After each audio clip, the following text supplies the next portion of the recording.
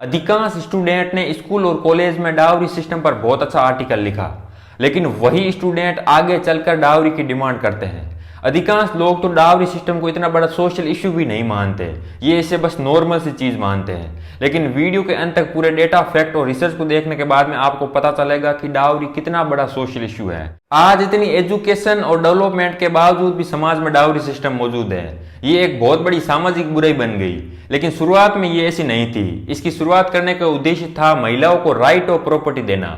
शुरुआत में नवविवाह जोड़ों को आर्थिक मदद मिल सके नए परिवार बसाने के लिए। हम कह सकते हैं कि ये एक प्रकार का गिफ्ट था जो लड़की के पिता द्वारा लड़की को दिया जाता था। ये अपने मर्जी से दिया जाता था, जितनी कैपेसिटी होती थी उसके अनुसार। लेकिन ये धीरे धीरे करके एक जबरदस्ती डिमांड बन गई।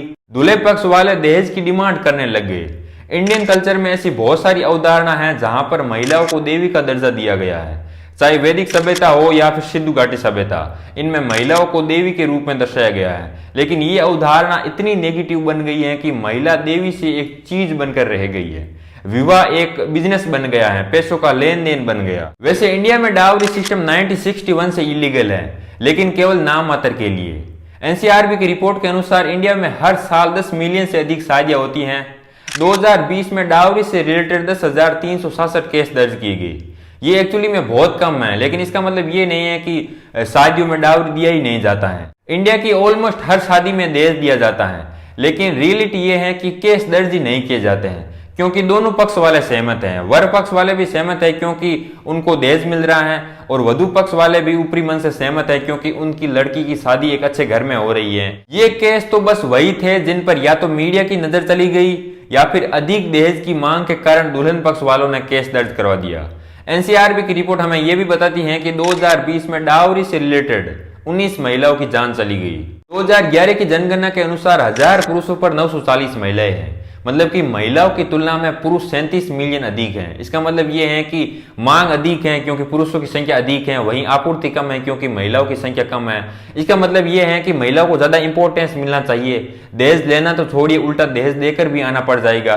कई मामलों में यह भी देखा गया है कि दूल्हे पक्ष वाले दुल्हन पक्ष को दहेज देते हैं, लेकिन कानून के अनुसार ये भी इलीगल है। कानून के अनुसार दोनों चीज इलीगल है, चाहे दूल्हे पक्ष वाले दुल्हन पक्ष को दहेज दे या फिर दुल्हन पक्ष वाले दूल्हे पक्ष को। लेकिन फिर भी ये कम देखा गया क्योंकि अधिकांश पेरेंट्स चाहते हैं कि उनका दामाद पढ़ा लिखा हो, इनफैक्ट सरकारी नौकर हो। रिसर्च हमें यह बताती है कि लड़का जितना अधिक पढ़ा लिखा होगा उसकी दहेज की मांग उतनी ही अधिक होगी, चाहे लड़की के माता पिता दहेज के खर्चे को उठा पाए या फिर नहीं।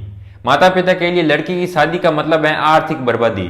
रिसर्च हमें यह भी बताती है कि एक दहेज में 1 साल से अधिक की कमाई खर्च होती है। सिर्फ दहेज में, पूरी शादी की बात नहीं कर रहा हूं, केवल एक दहेज में माता पिता की 1 साल से भी अधिक की कमाई खर्च होती है। दहेज के खर्चे को मिडिल क्लास तो किसी प्रकार से उठा लेते हैं, लेकिन दिक्कत गरीब की आती है क्योंकि उसके सामने एक डिमांड रखी जाती है।